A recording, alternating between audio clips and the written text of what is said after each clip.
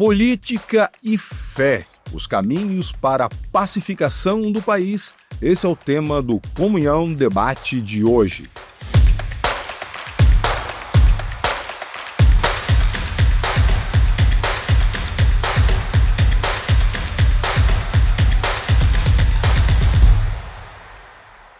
Manifestações nas ruas, pedidos de anistia, polarização, discussões pelas redes sociais. Olha, está difícil passar por esse país e não se deixar envolver por algum assunto relacionado à política. Mas será que já não está na hora de dar um tempo, de dar um basta nisso tudo? Não está cansativo, não está exaustivo ou não? É preciso continuar até que algumas pautas, algumas agendas sejam cumpridas. O Comunhão Debate de hoje vai falar um pouquinho sobre esse importante e delicado tema e que tem de cara impactado as pessoas, principalmente do meio evangélico, porque nós temos igrejas, pastores, lideranças religiosas que fazem parte ativamente desse debate. Bom, para falar sobre esse assunto, nós trouxemos aqui um time de especialistas, pessoas que entendem bem desse assunto.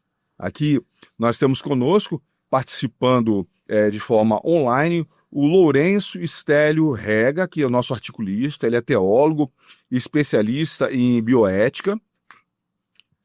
Aqui conosco também, ao meu lado, nós temos de forma presencial, o José Ernesto Conte, ele que é pastor da Igreja Presbiteriana Água Viva, aqui em Vitória, e também nosso articulista aqui de comunhão. Também conosco, de forma online, o João Gualberto Vasconcelos, ele que é cientista político, doutor em sociologia política. Nos últimos, não vou nem dizer nos últimos dias, mas nos últimos meses, uma série de manifestações pelas ruas, discussões pelas redes sociais, discussões inclusive acaloradas, que envolvem não só políticos, mas a gente tem visto líderes religiosos indo para as redes sociais, questionando algumas decisões que têm sido tomadas pelo STF, pelo Supremo Tribunal Federal, criticando algumas atitudes do governo e, por outro lado, também pessoas defendendo algumas pautas. Apesar de todas essas manifestações, de tudo que tem sido feito, parece que as coisas continuam do mesmo jeito.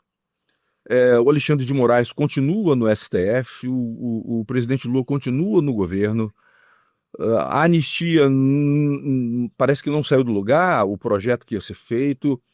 E aí eu queria começar esse debate com vocês o seguinte: será que já não está na hora de dar um basta em todas essas brigas que a gente tem acompanhado, essas discussões? Será que não existe um caminho para pacificação? Ou vamos ter mais briga pela frente, mais manifestação? Ou não tem jeito isso aí? Bom, eu vou começar aqui, aproveitar que está aqui no estúdio comigo, o Zé Ernesto. Pastor Zé Ernesto, muito obrigado pela nosso amigo, nosso parceiro, está sempre aqui conosco. Queria ver sua opinião, pastor. Realmente, vamos para frente? Está na hora da pacificação? Gostaria de ouvir sua opinião sobre isso. Agradeço a oportunidade de estar aqui com vocês e a gente poder discutir um assunto que, de fato, tem criado uma celeuma muito grande no meio evangélico e não evangélico. Eu estou incluído naquela turma que não acredita facilmente ou numa solução imediata, uma solução mágica que vá terminar ou parar toda essa divisão, toda essa questão que nós estamos vivendo nos dias de hoje. Acho muito difícil encontrar uma solução fácil para um problema tão difícil, tão complexo. Chegamos a ele durante muitos anos. Quer dizer, nós temos debatido essa questão de direita e esquerda pelo menos nos últimos 50 anos nesse país, né? E, na verdade, nunca chegamos a uma conclusão real do que nós queremos ser.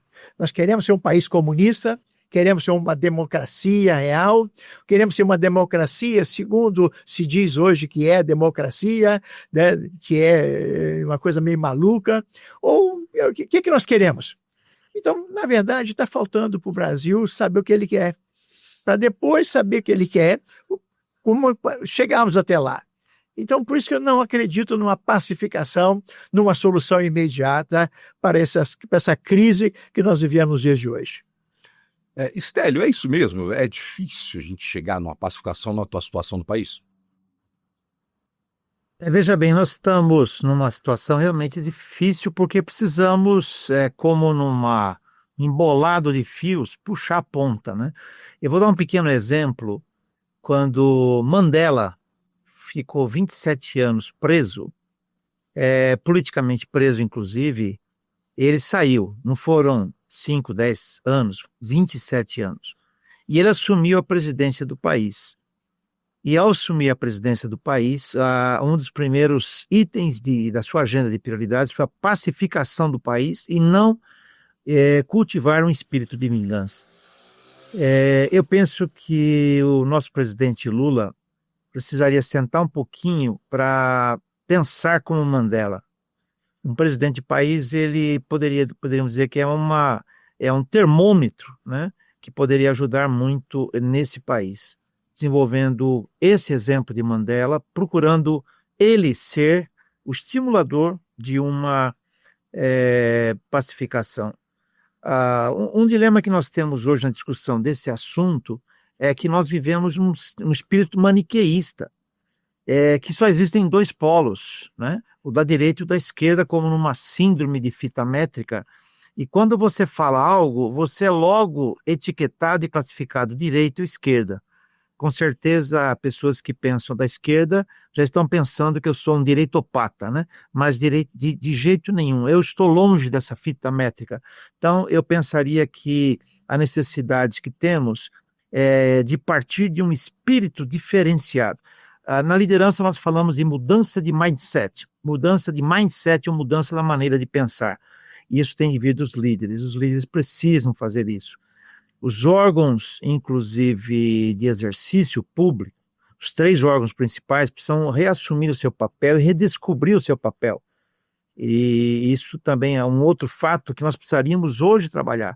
A discussão nossa aqui no subsolo, vamos assim dizer, ou no chão, deixa de considerar esses aspectos. Lá, no topo da pirâmide, há uma necessidade de cobrir a maneira de agir, para que o Brasil não possa ser muitos Brasis, mas um Brasil só. Eu pensaria nesse ponto para iniciar nossa conversa dessa maneira. Eu vou trazer aqui para o nosso bate-papo o cientista político João Gualberto. João, por que tem essa dificuldade toda dessa pacificação? Eu acho que nós temos um fenômeno muito importante na sociedade hoje, na sociedade mundial, na brasileira também. A política mudou para as redes sociais. É nas redes sociais que se formam as opiniões, é nas redes sociais que se estabelece a guerra cultural que está colocada aí hoje. E as sociais, elas são hoje totalmente vinculadas à pauta que lhe dá a direita, né? Então eu não vejo assim, muita capacidade do presidente Lula de promover essa pacificação. Eu acho que a pauta da direita é a pauta que pode promover isso. Nós vimos, nas pesquisas de opinião, vem registrando nos últimos tempos o desejo majoritário da sociedade de ter essa pacificação. Parece que o Tarcísio de Freitas, governador de São Paulo, vinha materializando, vinha corporizando essa tentativa de pacificação, mas os últimos fatos aí relativos, sobretudo à presença, há hoje um partido que define muito isso no Brasil, eu acredito, que é o Partido Bolsonarista Digital.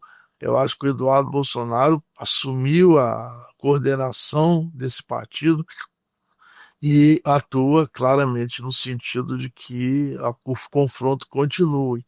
Então eu acho que a pacificação ela deve se dar, ela é o desejo da maioria, mas ela é uma pauta que a direita tem que assumir. É o que me parece. O senhor acha que a polarização então chegou até a esse ponto por causa das redes sociais, do que é plantado lá? Seria isso? Eu não tenho dúvida quanto a isso. Se você pensar, desde que a democracia é o sistema que domina os países do mundo ocidental, desde o começo do século XIX, final do século XVIII, que a opinião é formada sobretudo da imprensa. e a imprensa era um lugar dos intelectuais, dos intelectualizados, dos analistas. Pega a República Brasileira, o papel dos grandes republicanos, aqui no Espírito Santo, um homem como Ulisses Freire, aqueles homens que pensavam o progresso, o futuro, a união, enfim, era a imprensa que eles dominavam. Isso girou de perna para o ar com a chegada das redes sociais. Então agora é uma democracia mais ampla, mais plena, vivida pela maioria das pessoas, mas também de gestão mais difícil. Certo, pastor Zé Ernesto, agora há pouco o senhor falava sobre a dificuldade de se ter uma pacificação no país, exatamente porque a pauta defendida por um é diferente da pauta defendida por outro. O João Goberto falou agora há pouco que isso depende mais da direita do que da esquerda. Já o Lourenço falou que isso depende muito do presidente, que é de esquerda, está nele a responsabilidade de tentar pacificar. Na sua opinião, de que é essa responsabilidade? Você está me colocando na massa, mas eu quero pegar o posicionamento do doutor Riga, porque, Stélio, você falou uma coisa fantástica. De fato, quando Mandela sai da prisão, ele sai com um propósito, ele sai com uma meta. Tá? E, infelizmente, o nosso atual presidente, não importa se você é de direita ou de esquerda, mas o nosso presidente, quando ele vence as eleições, ele fala uma frase sintomática, que eu não vou repetir aqui, porque ele usou um palavrão, que eu vou acabar com esse time do outro lado. Acho muito difícil, com essa animosidade toda, viu, doutor Stélio? Essa animosidade que existe dos dois lados, tá? Sem proteger ninguém, tá? De conseguir hoje, sem um fator externo, ou um fator mais drástico, de encontrarmos uma saída para o nosso país. O paciente está na UTI e nós estamos querendo tratar com Tilenol. Eu acho que a dor que está sentindo precisa de alguma coisa um pouco mais forte. Essa coisa mais forte seria o Trump? Tá louco? Mas não. Tá nada. Não, de forma nenhuma. Por favor, zero possibilidade. Mais um populista, né, o Conte? Mais um populista, né? Eu confesso, viu, doutor Lourenço, eu tenho algumas dúvidas, a gente conhece algumas coisas, mas assim, merecíamos ou precisávamos de um Mandela. Precisávamos de alguém que estivesse disposto, ou da direita ou da esquerda, que estivesse disposto, de fato, a sentar e definir uma pauta, aí agora o Jorge colocou, uma pauta que pudesse definir os próximos 5, 10, 15, ou quem sabe 20 anos, e perseguir isso de uma forma real, para que esse país vá para frente, ou se encontre uma certa paz interna aqui. Mas com os atores de hoje, eu tenho, assim, uma dificuldade muito grande. Apesar de ser de direita, né, eu aceito, assumo, né, mas eu creio que os nossos, hoje, apoiadores ali, não vão conseguir resolver essa questão a curto prazo. Lourenço, quando a gente conversa com alguns líderes religiosos, eu, como jornalista, toda semana, todo dia, praticamente, tenho contato com muitos deles em todos os lugares do Brasil, que você toca nesse assunto de política, a maioria, eu vou te dizer, acho que 90% não quer mais falar. Eles não querem dar sua opinião, têm medo de sofrer algum tipo de represália, de algum cancelamento nas redes sociais. Mas o que eu mais escuto quando eu vou conversar com algum pastor, para dar opinião sobre a questão política, é o seguinte: estou cansado disso tudo. É o que a gente mais escuta. A sensação que dá é que está tendo um cansaço geral, que ninguém aguenta mais, assim, principalmente quando se fala disso envolvendo a igreja, o povo evangélico. Na sua opinião, em que ponto a igreja ainda pode ajudar nesse processo e como é que o senhor vê a participação da igreja nessa discussão toda? Em primeiro lugar, é necessário que a igreja redescubra o seu papel no mundo, né? o seu papel e o diante da sociedade, diante da vida pública. É um dilema que nós temos, porque ao longo do tempo a igreja ela foi focalizando muito três grandes aspectos. O primeiro aspecto é o aspecto salvacionista. Nosso papel é salvar o mundo pregando uma mensagem de salvação, como que a fornecer um cartão magnético para as pessoas entrarem no céu, né? Então, e aí vem o outro pilar, que é o pilar escatológico. O mundo é assim, não adianta, não vamos nunca nos conformar com o mundo e esperar o futuro. E o outro pilar é o pragmático institucional, em que nós vivemos uma missão centrípeta, olhando para dentro, esquecendo que o Novo Testamento nos mostra uma missão centrífuga, saindo e indo pelo mundo. Jesus disse: rogo, Pai, não que os tires do mundo, mas que os livre do maligno. Assim como o Pai me enviou, eu envio vocês. É para viver no mundo. Veja, Jesus usa figuras de sal, de luz. Paulo utiliza a figura, inclusive a figura de sermos embaixadores do reino. Então, nós vivemos focando muito missões, e acho que até pouco precisamos mais, mas precisamos ter uma dimensão missional da igreja, em que cada cristão é colocado a viver no mundo e a influenciar com o evangelho. Um dos grandes dilemas é que nós acabamos caindo numa espécie de psicologia de tribo e ficando retidos tanto na direita quanto na esquerda. Eu conheço líderes, pastores de direita e de esquerda. Eu recebo notícias dos dois lados e é muito curioso ver que os dois vivem em bolhas ideológicas, e é muito interessante que, por outro lado, essa psicologia de tribo que essa visão nos dá, me faz lembrar muito uma dissonância cognitiva que nós precisamos vencer.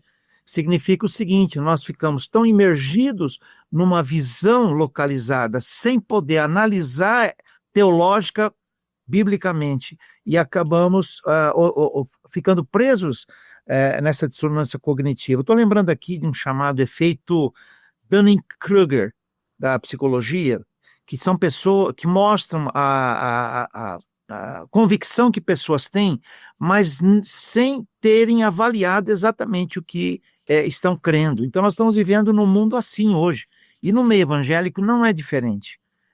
Vivemos nessa bolha ideológica, muitos de nós, ou de direita ou de esquerda, e esquecemos que o evangelho é superior a isso. Nós temos que ter a visão evangélica que vem analisar aspectos positivos, tanto de um lado quanto de outro lado. É necessário ver isso. Então, nós precisamos ter pontes que venham a fazer a nossa comunicação, percebe? Então, nós precisamos reaprender na Bíblia as bem-aventuranças, que fala: bem-aventurados quem tem fome e sede de justiça. Só que a justiça ali não é a vingança, não é justiça como dizemos. Justiça é retidão, palavra grega dikaiosine, né? Mas fala também: bem-aventurados pacificadores, porque eles verão a Deus. Então, nós precisamos redescobrir os caminhos bíblicos para essa pacificação, para esse diálogo. A tensão continua porque nós queremos ficar em tensão, vivendo nessa bolha ideológica, nessa bolha que o próprio colega nosso acabou de falar aí, o João Valberto, influenciados pelas redes sociais. Eu vou dar só um exemplo para não delongar muito. Eu tento conversar com cristãos de direita e de esquerda e tento mostrar uma pauta de realidade concreta. Logo eu sou taxado de direita ou esquerda, é o que eu falei há pouco, é um maniqueísmo, precisa ser vencido. Então precisamos, quando o celular, eu tenho aqui o meu celular, quando ele não está funcionando bem, eu reinicializo ele. Então nós precisamos parar agora e reinicializar a nossa compreensão de realidade de mundo, nosso papel no mundo, que é muito mais do que defender ideologicamente direita e esquerda. A visão bíblica é muito superior a isso, e que nós temos que desenvolver um papel muito mais do que missionário, missional no mundo. Certo. João, o Tarcísio, recentemente, nas entrevistas que ele deu, ele disse que vai abrir mão de uma disputa da presidência. Ele vai tentar a reeleição por São Paulo. Você que é dessa área de pesquisas, né, trabalha com isso, a gente pode ver que também que os nomes que têm surgido, igual da Michele Bolsonaro, do próprio Eduardo Bolsonaro, são nomes que não têm muita força, pelo menos por enquanto, diante de uma possível tentativa de reeleição do presidente Lula. Na sua opinião, dá tempo ainda da direita reverter essa situação e apresentar um candidato com força, visto que aparentemente, realmente, Bolsonaro, pelo menos nesse momento, está inelegível? Você acha que a direita dá tempo ainda de preparar um candidato que faça frente ao presidente Lula? Acho, não tenho dúvida disso. Vamos pegar a eleição do presidente Bolsonaro de 2018, e ninguém acreditava que ele fosse estar eleito a essa altura do ano de 2017. Há um ano da eleição, não estava colocada a eleição dele. Então, assim, e nem a eleição do Lula estava colocada há um ano antes. Então, dá tempo sim. Agora, a questão do Tarcísio voltar para São Paulo, a gente tem que lembrar, assim, ele é um homem que vive a política da realidade. As pesquisas de opinião em São Paulo mostram um crescimento relativo do Alckmin em São Paulo. Se o Tarcísio se ocupar só da eleição nacional e voltar para São Paulo a 60 dias da eleição, ele risca de ficar com sua situação. Em São Paulo, difícil. Aí ele não será nem presidente, nem governador de São Paulo. Então, ele tem que cuidar do território dele. Lá é o lugar em que ele não pode perder a eleição. Ele pode até não ser presidente da República, ele pode esperar, mas ele não pode deixar de ser presidente, deixar de ser governador. Então, eu acho que esse recuo dele é estratégico em relação à sua própria sobrevivência política. Agora, eu acho que esse rapaz, o Ratinho, governador do Paraná, ele está avançando muito na conquista dos grandes formadores nacionais de opinião. Eu acho que ele é um candidato competitivo, sim. Acredito eu que é até mais competitivo que o Ronaldo Caiado, que é de uma outra geração, e que o Zema no Rio, lá em Minas Gerais. Acho que o Ratinho está se colocando, acho que ele tem bons governos, acho que ele tem. Agora, a questão é que eu acho que o candidato que vence as eleições do parte da direita é o candidato que materializar em si a ideia do fim do conflito, do fim dessa discussão toda, do fim da polarização, que o Brasil mostra sintomas de que está cansado dessa disputa, não só no meio evangélico, não só na direita, mas assim, ninguém aguenta mais essa brigalhada. Até os analistas falam na polarização afetiva, porque essa polarização invadiu nossos espaços afetivos. Isso desmanchou grupos de famílias, isso desmanchou mesas de amigos, onde se conversava e se reunia há muitos e muitos anos. Então, assim, é uma coisa que atinge a nossa vida privada, né? Atinge casamentos, atinge relações familiares, enfim. Então, eu acho que realmente está na hora disso acabar. Mas nós temos que ter uma liderança que expresse esse desejo. Ela não me parece estar nem no Lula, nem na família Bolsonaro. Ela me parece estar numa liderança que vai emergir sintonizando esse desejo da maioria. Mas, João, assim, eu só quero voltar nessa questão da direita, de apresentar um candidato, no seguinte sentido, assim. A gente viu nas eleições municipais que houve uma divisão da própria direita. Eu vou pegar exemplo mesmo de São Paulo mesmo, né? Você tinha candidatos apoiados por Bolsonaro, o próprio Kassab também entrou em cena. E querendo ou não, houve, não vou dizer de uma forma geral, porque isso, mas houve um pouco dessa ruptura entre alas da direita, vamos dizer assim. Você acredita que para tentar tirar a atual gestão, eles podem voltar a se unir para poder definir um candidato? Não pode ter mais que um candidato de direita. O Pablo Marçal não foi prefeito de São Paulo muito pouco. Alguns deslizes que ele ali cometeu na reta final. Um outsider como o Bolsonaro em 18, como o Pablo Marçal em 22, em 24 em São Paulo, é possível. Isso não está, porque o grande partido são as redes sociais, não é mais um partido político.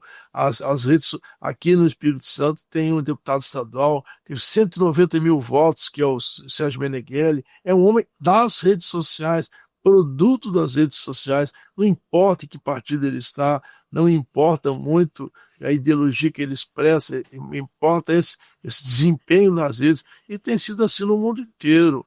Então, eu acho que é neste espaço, né, nesse desejo, aí pode surgir liderança que expresse realmente e que materialize essa vontade fora dos grandes nomes que estão colocados e nos quais nós estamos pensando hoje. Zé Ernesto. Deixa eu que vou fazer a pergunta Claro. para meu Claro. mestre, doutor Stélio. Eu preciso fazer essa pergunta. Por favor. Eu gostei muito da sua fala. E, aliás, eu gosto, né, eu sou um fã, não tem jeito, né? Tem que deixar claro isso aí.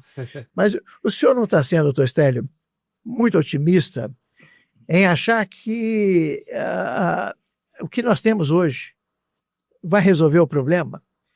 O senhor está sendo muito otimista no critério de que nós vamos conseguir arranjar uma saída, uma solução com os atores que nós temos hoje aí. Me diz uma coisa, o senhor crê que é possível, então, que vamos supor que o Bolsonaro e Lula, a direita e a esquerda, resolvam fazer um grande pacto, tá? Quem sabe, não do mesmo jeito que o Trump está fazendo lá com a Palestina e os Israel, tá? Mas alguém surge aí, o Macron vem aqui, vem a Europa inteira e chama os dois aqui, vão botar um tete a tete. O senhor crê que é possível, no atual nível que nós estamos vivendo nesse país, de disputa, e mais que disputa, onde, de fato, uma questão muito séria em relação a principalmente as suas ideologias, seja de uma ou de outra, o senhor crê que é possível encontrarmos jogadores para encontrar essa paz nesse nosso país? Me ajuda aí. Em primeiro lugar, eu não acredito em salvadores da pátria, como humanos, né?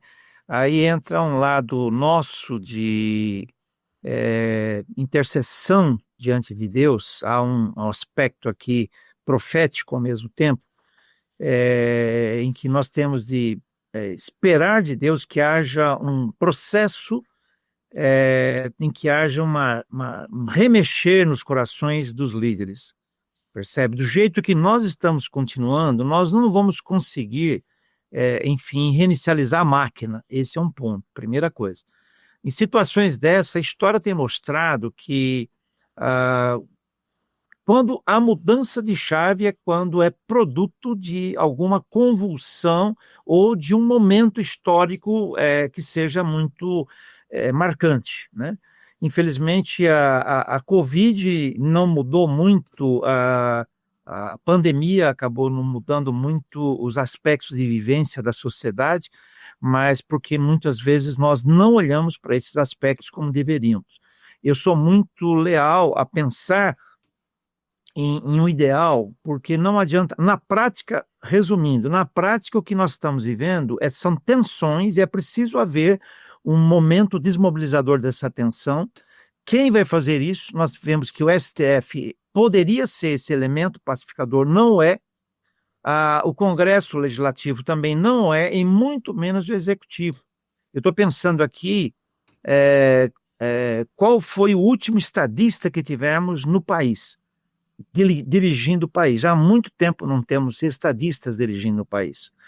Então, você pode citar alguns nomes, todos têm defeito. Eu penso na época de Juscelino Kubitschek, o quanto ele lutou para o futuro do país. Nós estamos vivendo uma vida de consumo. Se nós não pararmos para analisar isso, e isso deve sair de pessoas que tenham capacidade profética de apresentar isso diante dos meios de comunicação, e com certeza eu estou muito concordante com o nosso doutor em sociologia, o João Roberto. As redes sociais, elas mudaram muito isso. Eu vou dar um exemplo. Adianta você sair com milhões na rua, se as estatísticas de USP dão números falsos? O Nicolas resolveu isso com uma simples mensagem de alguns segundos. 300 milhões de acessos ou mais impediram um prosseguir de uma decisão governamental. Então, ele tem razão. Por que nós não vamos às redes sociais e apresentamos uma mensagem de pacificação? Mensagem de repensar a nação, mensagem de refletir a nação. Por que nós não chegamos no país como líderes evangélicos, por exemplo, e denunciamos e não trabalhamos para essa pacificação do país, apresentando propostas, inclusive. Recentemente, a OAB apresentou uma necessidade de se retomar os caminhos jurídicos necessários e, no final, proclamou a pacificação. Quantos líderes evangélicos estão fazendo isso? Recentemente, se discutiu uma tarde, acho que foi ontem, 1º de outubro, de arrependimento do país. Tudo bem, eu achei que talvez a expressão não foi correta, mas é muito mais do que isso. Então, nós, evangélicos, estamos deixando de cumprir o nosso papel. Esse é o ponto, Conte. Atos 17:6 diz o seguinte: esse que tem transformado o mundo chegaram até nós. Se eu acredito que o evangelho transforma a vida, por que não tem transformado? Será que nós pregamos o evangelho muito abstrato? Será que vivemos o evangelho abstrato? Será que a vivência dominical, cada um de nós como igreja, se é que assim todas são, eu acho que não são, graças a Deus, estamos vivendo um evangelho centrípeto, voltado para dentro, num entretenimento dominical, espiritual, vivendo o evangelho estratosférico e pouco pisando no chão? Se nós tivéssemos cumprido o nosso papel, como Atos 17:6, teríamos hoje o Brasil do jeito que está. Nós hoje estamos tendo que tratar, como você falou, um paciente na UTI, mas precisaríamos ter cumprido no passado esse papel como evangélico. Nós temos 26 pontos alguma coisa de evangélicos no Brasil, contra a visão que teríamos hoje de cerca de 30, porque estamos pensando em estatística. Os católicos, dizíamos no passado, eram nominais, e hoje nós somos o quê? Evangélicos o quê? Nominais. Você entende? Então, a minha chamada é muito mais para nós evangélicos do que para aquelas pessoas que não são cristãs. Percebe? É o nosso papel, a minha chamada é esse. É muito mais do que uma ação, entendeu? Esse uso Charles Kick no Brasil? Deixa eu fazer uma... Quem sabe? Pera, vamos só deixar o espaço para todo mundo falar. Deixar o João falar, por favor. Só fazer uma observação, eu concordo em gênero, número e grau com o que o senhor diz. Eu acho que os evangélicos são a densidade da política brasileira hoje. Você pega um país vizinho nosso, a Argentina, onde os evangélicos não têm a mesma expressão, o presidente tem que se equilibrar no econômico.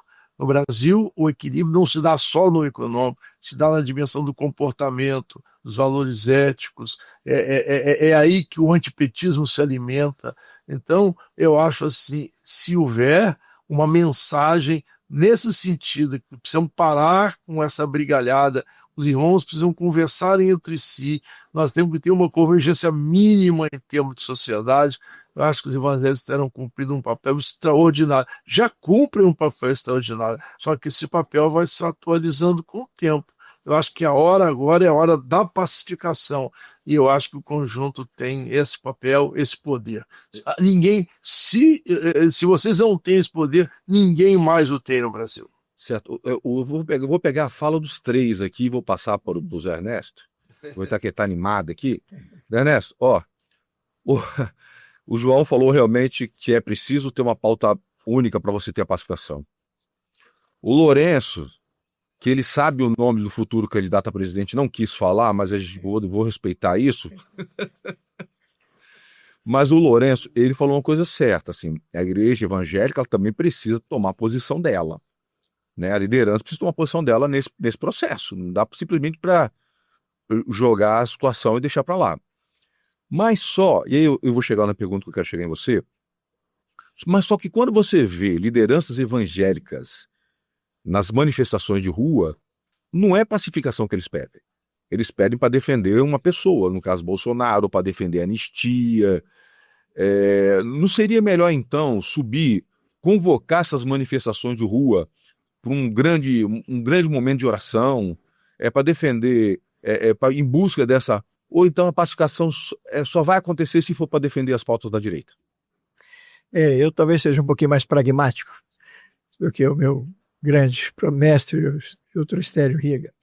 Eu creio que a gente precisa de algo mais duro. O paciente está num momento difícil e eu não consigo acreditar que aparecerão Charles Kick no Brasil.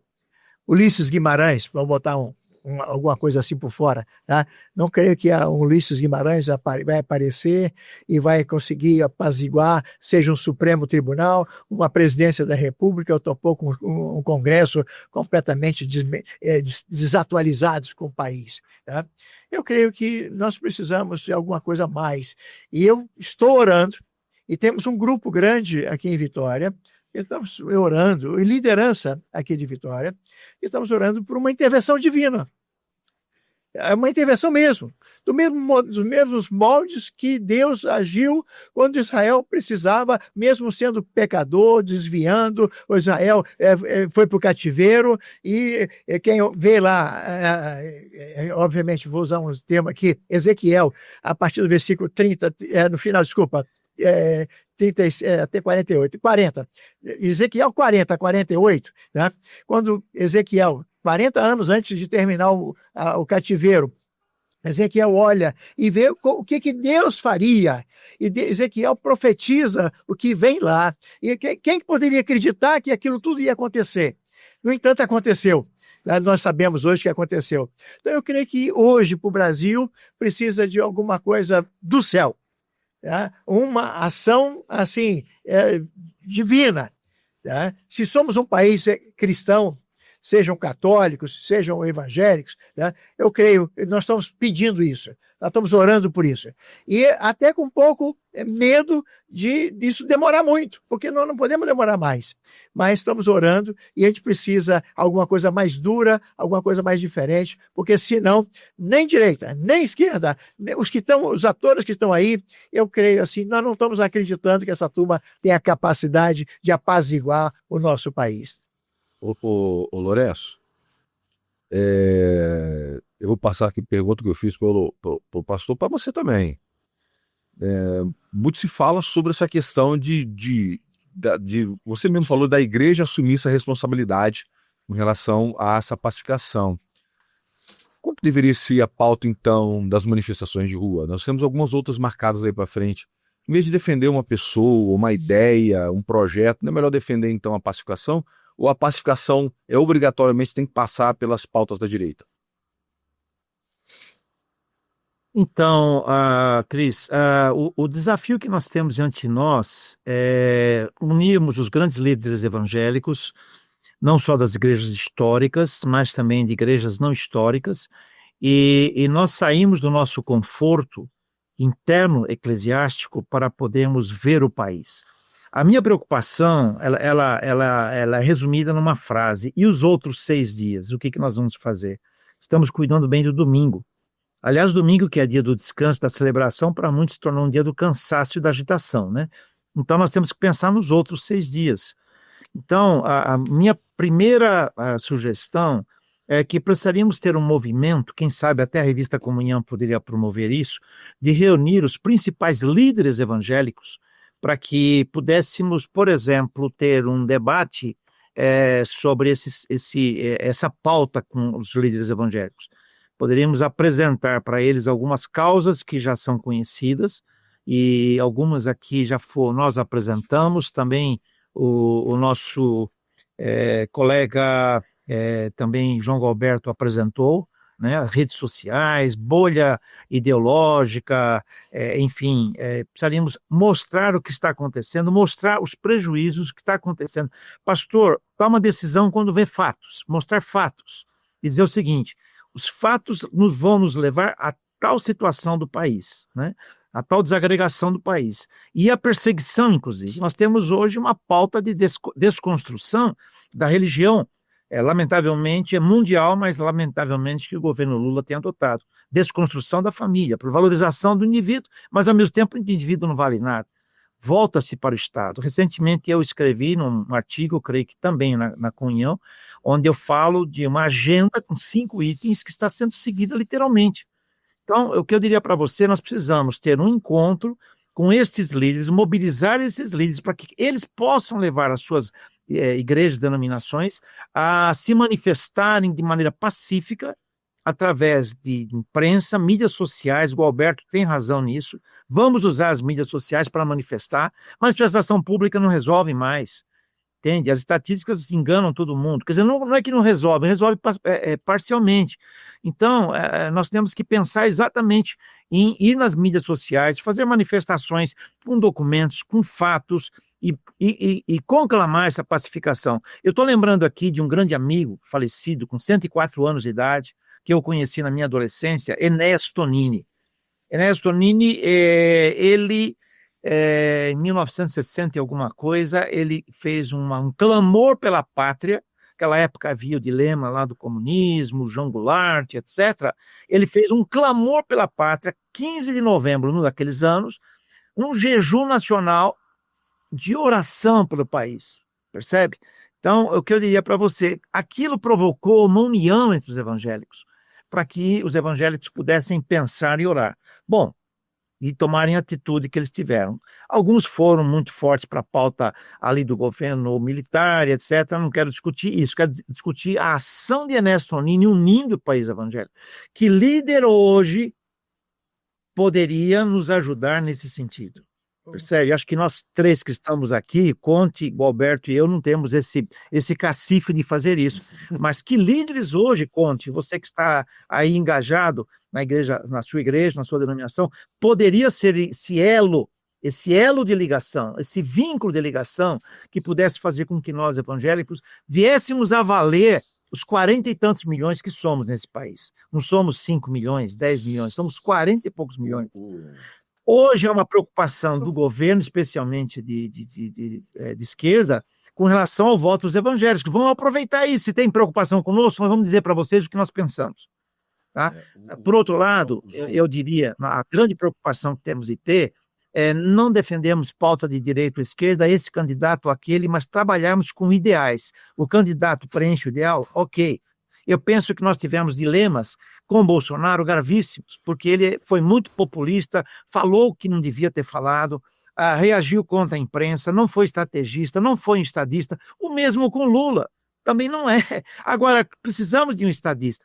E eu, para não delongar, Cris, o que eu vou falar é o seguinte, nós estamos formando na educação teológica pastores que venham a cuidar do dia a dia da igreja, da parte prática, mas não estamos levando pastores ao evangelizarem com a sua igreja pessoas do mundo, só trazendo para dentro da igreja, se tornando um bom crente e não devolvendo essas pessoas no mundo, para ser um juiz, para ser um promotor, para ser um governante, para ser um empresário, agindo de maneira cristã, que possa transformar esse mundo. Essa lição que nós não fizemos. Precisamos zerar aqui a nossa atitude intramuros, centrípeta para ir para centrífuga. Há um livro que eu traduzi, que espero que a editora publique, Missões em Disrupção, de missionários profissionais para profissionais missionais, que é o engajamento de toda a vida. Assim que eu me converti, a minha agenda, o meu projeto de vida, deve ser o da Missio Dei, deve ser o de Deus, em resgatar toda a criação e a criatura, percebe? Então nós precisamos recuperar isso, não é ideal, isso é a nossa mensagem. Isso tem de ser a nossa prática, que não tem sido, Cris. Então, na minha maneira de entender, eu creio que a comunhão poderia promover esse engajamento desses líderes para que acordem para fora da sua realidade dominical ou institucional, percebe? Estou sendo idealista? Talvez, mas eu penso que esse seria o caminho. O João Mas olha, nós temos na sociedade contemporânea grandes movimentos sem uma liderança específica. Então, assim, eu acredito que as redes sociais permitem que você faça este movimento sem consagrar uma liderança num primeiro movimento. Eu acho que assim, a ideia da revista Comunhão, a ideia dos meios de comunicação ligados ao meio evangélico, a ideia dos pastores de trabalhar a ideia da pacificação nacional é muito forte, é muito importante, certamente produzirá resultado. Eu acho essa ideia. Bom, nós estamos chegando na nossa reta final aqui do nosso debate. É um assunto que realmente renderia outros programas, mas nós temos também o nosso tempo. Eu vou passar agora, eu vou deixar a participação de cada um para fazer suas considerações finais sobre esse importante tema da pacificação do país. Eu vou começar com o pastor Zé Ernesto. Agradeço por estarmos aqui nessa nessa discussão, com dois grandes mestres conosco, e eu vou repetir uma frase que o nosso mestre, pastor Célio, disse, que a igreja ela tem feito o papel de pegar a pessoa do mundo, transformá-lo no cristão.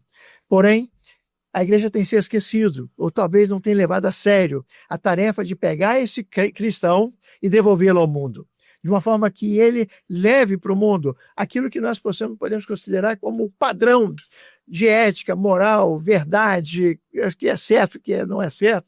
Quer dizer, voltar a viver uma vida séria, comprometida. Você não precisa ser de direita, de esquerda. Se você é um cara honesto, é honesto. Se você fala a verdade, é verdade. Empresas que, de fato, não precisam sonegar, trabalhe normal, né? Paguem o que der devido, de acordo com a nossa lei. Quer dizer, nós precisamos de um país que, de fato, funcione, que seja sério. O que falta para o Brasil não é dar um jeitinho nas coisas, mas ter um país sério. Eu creio que a única alternativa para isso seria uma ação direta de Deus. E nós estamos, então, orando. O grupo está orando para que Deus intervenha. A semelhança do que fez com Israel, quando Israel se desviou N vezes, mas no final Deus vinha e trazia uma solução divina. Deus trazia uma solução para Israel. Por que Deus não pode trazer uma solução para o Brasil? É o que nós estamos orando. E estamos pedindo mesmo. E eu quero que você faça isso. Que você continue orando por isso. Mesmo que você não enxergue. Mesmo que você não veja. Como Ezequiel não viu a restauração de Israel. Mas ele profetizou a restauração de Israel. E nós sabemos que aconteceu. Faça isso. Ore. Vamos pedir a Deus para que a nossa nação seja uma nação que de fato nos traz orgulho para o país e para o nosso mundo. Deus abençoe. Ok, Lourenço, as suas considerações finais. Obrigado a participação nesse debate tão gostoso, tão ativo, né?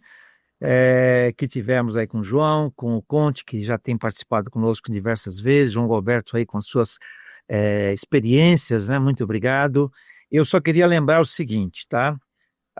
É muito interessante ver que muita gente, tanto de direita quanto de esquerda, eu acho que talvez até mais de esquerda, tentam falar em paz com um discurso de ódio, né? O Friedrich Schiller, ele diz, a violência é sempre terrível, mesmo quando a causa pode ser justa, né? Eu estou lembrando de Provérbios, colegas, Provérbios 13:2 fala, os que amam a paz colhem bons frutos, mas isso são os pacificadores, é um outro texto que eu me lembro aqui. E na pacificação, nós temos que sair dessa bolha informacional, dessa bolha ideológica, dessa psicologia de tribo, eu diria, e saímos dessa visão não analítica, não crítica, né, que a gente está vivendo, tá? Vencer a dissociação cognitiva e buscar pontos de coerência, pontos de convergência que existem diversos, né? E aí eu encerro, colegas, com um versículo sobre isso. Ouvi de tudo e retende o que é bem. As pessoas não querem ouvir.